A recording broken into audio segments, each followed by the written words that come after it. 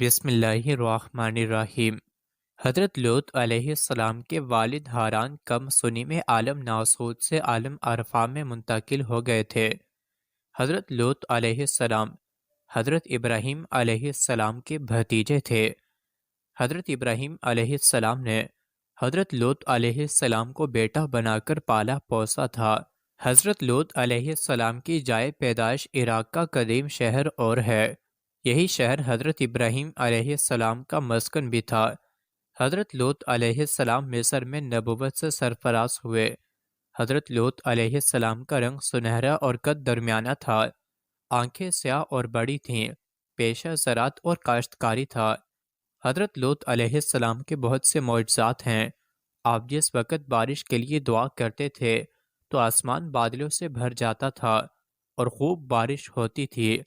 حضرت لوط علیہ السلام جس پتھر پر سر رکھ کر سوتے تھے اس پتھر پر آپ کے سر مبارک کا نشان بن جاتا تھا۔ حضرت ابراہیم علیہ السلام پر سب سے پہلے ایمان لانے والوں میں حضرت سارہ علیہ السلام اور حضرت لوط علیہ السلام ہیں۔ شرق اردن اور فلسطین کے درمیان بحر مردار کے کنارے جنوبی حصے میں سبز و شاداب وادیاں تھیں۔ یہ علاقہ مظلوم اور امورہ کے نام سے مشہور تھے۔ پانی کی فراوانی اور زمین زرخیز تھی، کھیتی باڑی خوب ہوتی تھی، ہر قسم کے پھل، سبزیوں اور باغات کی کثرت تھی۔ یہاں کے باشندے خوشحال تھے اور زندگی کی ہر آسائش انہیں میسر تھی، لیکن قادر متعلق ذات اللہ کو انہوں نے بھلا دیا تھا۔ تکبر سے ان کی گردنیں اکڑ گئی تھیں۔ تمام مخلوق کے لیے پیدا کیے گئے وسائل کو وہ اپنی ملکیت سمجھتے تھے اور اس پر اپنا حق جتاتے تھے۔ دوسرے علاقوں کے لوگ جب سدوم اور عمورہ آتے تو ان کو ناپسندیدہ افراد قرار دے کر انہیں ایسا دیتے تھے، ان کا مال و اسباب لوٹ لیتے تھے۔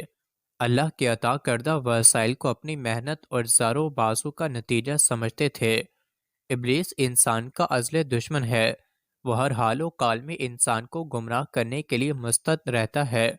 غرور و تکبر اور سرکشی ابلیسی طرز فکر ہے۔ اہل سدوم نے اس طرز فکر کو پوری طرح قبول کر لیا تھا۔ ان کے اندر ہر طرح کی برائیاں جمع ہو گئی تھیں۔ طمع، حرص، لالچ، بغض و عناد، کینہ پروری، زر پرستی، دل آزاری، بد اخلاقی، فسق و فجور ان کی زندگی میں داخل ہو گئے تھے۔ ان کے ذہنوں میں شیطانیت اس طرح راسخ ہو گئی تھی کہ مثبت سوچ نے ان سے رشتہ توڑ لیا تھا۔ ان کا اوڑھنا بچھونا شیطانیت بن گئی تھی۔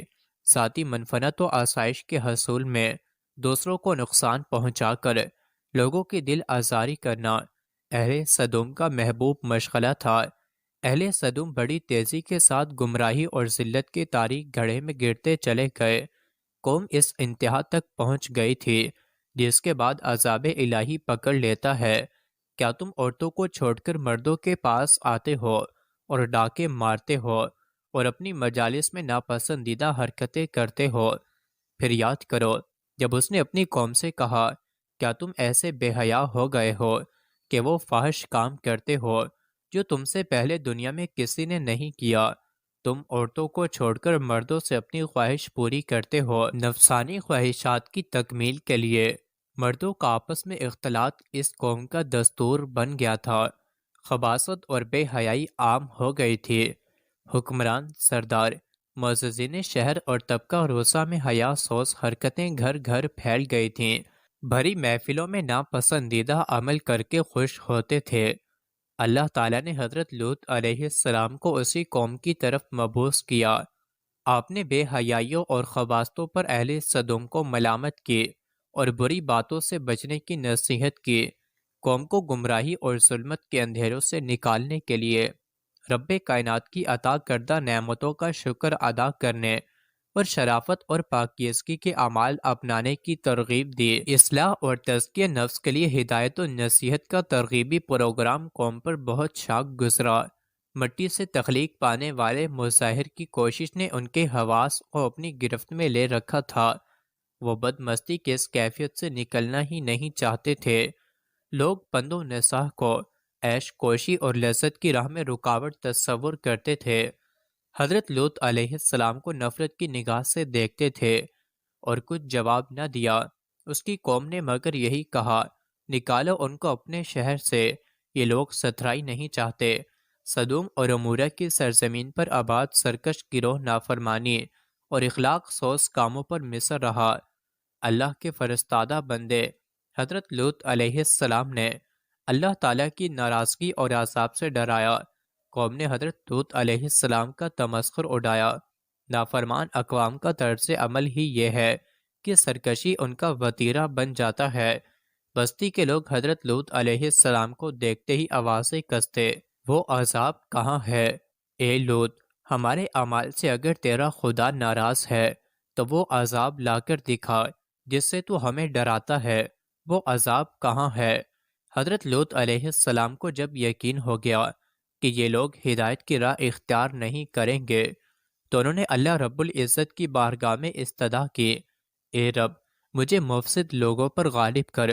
مفسد اور شریر لوگوں پر فتح نصرت کی دعا قبول ہوئی۔ بستی والوں کے اعمال کے سبب بارگاہ الہی سے فرشتوں کو حکم ہوا کہ اہل سدوم کو زمین پر سے نصب و نابود کر دو۔ فرشتے انسانی روپ میں پہلے حضرت ابراہیم علیہ السلام کے پاس گئے اور انہیں حضرت اسحاق کی ولادت کی خوشخبری دی اور اہل سدوم کی ہلاکت کی اطلاع دی۔ حضرت ابراہیم علیہ السلام فطرتاً شفیق، نرم خو اور نہایت رحم دل تھے۔ قوم لوط علیہ السلام کی تباہی کا سن کر آرزادہ ہو گئے۔ آپ نے فرشتوں سے کہا کہ ان میں اہل ایمان لوگ بھی موجود ہیں۔ فرشتوں نے جواب دیا، اے ابراہیم علیہ السلام، یہ خیال چھوڑ دو، تمہارے پروردگار کا حکم آن پہنچا ہے اور ان لوگوں پر عذاب آنے والا ہے، اب یہ کبھی نہیں ٹلے گا۔ حضرت ابراہیم علیہ السلام نے کہا، اس بستی میں کم از کم لوط علیہ السلام تو صاحب ایمان ہیں۔ فرشتوں نے عرض کیا، جو لوگ یہاں رہتے ہیں ہمیں سب معلوم ہے، ہم ان کو اور ان کے گھر والوں کو بچا لیں گے، بجز ان کی بیوی کے کہ وہ پیچھے رہنے والوں میں ہوگی۔ فرشتوں کی جماعت رات کے وقت جب حضرت لوط علیہ السلام کے پاس پہنچی تو انہوں نے مہمانوں کی حیثیت سے اپنا تعارف کرایا۔ انسانی روپ میں فرشتوں کا ملکوتی حسن دیکھ کر حضرت لوط علیہ السلام کی بیوی نے اہل سدوم کو بتایا کہ ہمارے گھر میں خوبصورت مہمان آئے ہیں۔ لوگ حضرت لوط علیہ السلام کے گھر کے باہر جمع ہو گئے اور مطالبہ کیا کہ مہمانوں کو ہمارے حوالے کر دیا جائے۔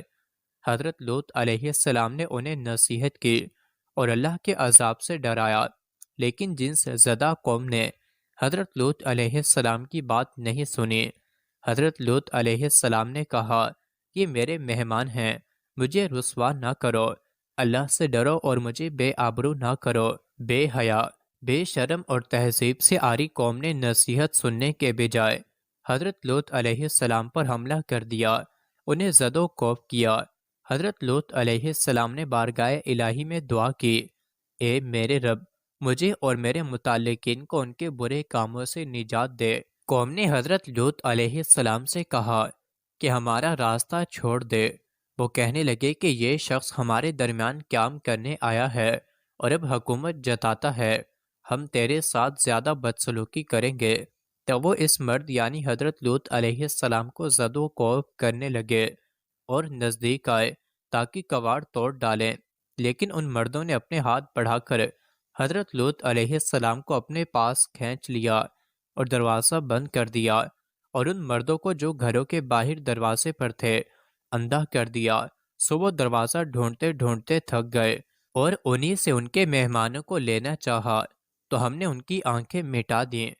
فرشتوں نے حضرت لوط علیہ السلام کو تسلی دی، اے لوط، ہم بھیجے ہوئے ہیں تیرے رب کے، ہرگز نہیں پہنچ سکیں گے تجھ تک، سولے نکل اپنے گھر والوں کو کچھ رات سے اور مڑ کر نہ دیکھے تم میں سے، مگر تیری عورت یوں ہی ہے کہ اس پر پڑنا ہے جو ان پر پڑے گا، ان کے وعدے کا وقت ہے صبح، کیا صبح نہیں نزدیک؟